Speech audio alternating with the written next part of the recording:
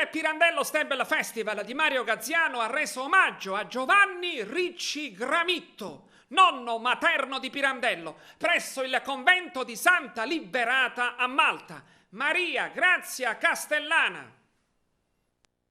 Un viaggio della memoria storico nel tempo ha anche caratterizzato la splendida cerimonia per il 150° anniversario pirandelliano celebrato dal Pirandello Stable Festival presso l'Istituto Italiano di Cultura a Malta. Un passo nella storia commovente e partecipato, infatti i componenti dell'equipe, Mario Gazziano, Dario Costantino, Giugiu Gramaglia, Maria Grazia Castellana, Antonio Zarcone e Andrea Cassaro, con la consulenza del promoter internazionale Alberto Re e con il frate custode Fra Paolo, hanno voluto rendere un doveroso omaggio alla tomba di Giovanni Ricci Gramitto, nonno materno di Luigi Pirandello, esule a Malta, anti-borbonico e ivi sepolto. L'equipe del Pirandello Stable Festival si è recata presso il convento di Santa Liberata a Calcara, nei pressi di La Valletta, dove è sepolto il nonno di Pirandello, morto nell'isola dei Cavalieri nel 1850, colpito dal morbo del colera. La chiesa annessa al convento dei Cappuccini di Santa Liberata, intitolata Santa Barbara, ha una struttura severa.